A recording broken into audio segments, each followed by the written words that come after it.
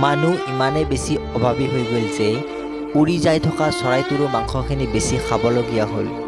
পোৱালিটোক বাঁহটোত এৰি থৈ বহুত আশাৰে সেই চৰাইটোৱে মানুহৰ জগতখনলৈ উৰি আহিছিল। উদ্দেশ্য আছিল এটাই যে অলপমান আহাৰ নি সেই পোৱালিকেইটাক যোগান ধৰিব। নিষ্ঠুৰ মানুহৰূপী কিছুমান দানৱে সেই পোৱালিকেইটাক এৰি থৈ মাকজনীয়ে আহাৰ নিবলৈ আহোঁতেই মাৰি শেষ কৰি দিয়ে, লগতে সেই পৰিয়ালটোক ধ্বংস কৰি দিয়ে। এই খৰালি হাঁহটো এজন মানুহৰূপী মানুহে ব্যৱসায়ৰ নামত বেচি আছিল, কিন্তু মানুহজনক ধৰি আনিবলৈতো মই পুলিচ নহয়। সেইকাৰণে মই এই খৰালি হাঁহটোকে 250 টকা পইচা দি মই তেওঁৰ হাতৰ পৰা উদ্ধাৰ কৰি আনিলোঁ।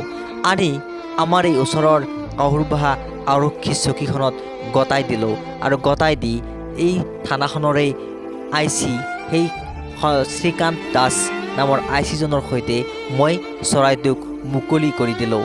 কিন্তু এইখিনিতে সমাপ্ত হ'বনে কাহিনী? নৰবনে মানুহ জাতিৰ সেই অত্যাচাৰ? আৰুনো কিমান সহ্য কৰিব বহু পশু পক্ষী এনেকৈ নোহোৱা হৈছে প্ৰকৃতিৰ বুকুত। বহু পশু পক্ষী এতিয়া দেখিবলৈ নাপায়। এতিয়াৰ প্ৰজন্মৰ সন্তানে বহু পশু পক্ষী কিতাপৰ কাগজতহে দেখা পায়। বহু পশু পক্ষী এতিয়া আৰু সেই বাস্তৱ হৈ থকা নাই। যেনে শগুন নামৰ জীৱটো শগুন নামৰ পক্ষীটো এতিয়া নাই। এই আৰক্ষী বিষয়াজনক মই কৈছিলোঁ, ছাৰ এইবোৰ বন্ধ কৰিব নোৱাৰিনে? তেওঁ কৈছিল বন্ধ কৰাটো খুবেই প্ৰয়োজন। কিন্তু কি কৰিবা, আমি মানুহেই অবুজ।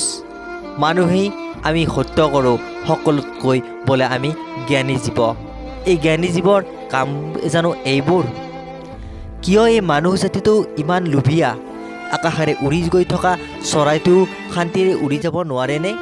সেই পোৱালিকেইটালৈ অলপমান আহাৰ নিব পৰা ক্ষমতাও বা অধিকাৰো নাইনে এই পৃথিৱীখনৰ পৰা, মানুহ নামৰ জাতিটোৰ মাজৰ পৰা? কিয় ইমান নিষ্ঠুৰ এই মানুহ জাতিটো? কেতিয়া বন্ধ হ'ব এইবোৰ? হাই মানুহ জাতি, লেতেৰা মানুহ জাতি, কি বুলিনো ক'ম, ভাষা নাই। কিমান সুখ পাইছে জানেনে আপুনি? এবাৰ অনুভৱ কৰকচোন, এনেকৈ মুকলি আকাশত কিমান সুখ অনুভৱ কৰিছে এই চৰাইটোৱে। ধন্যবাদ।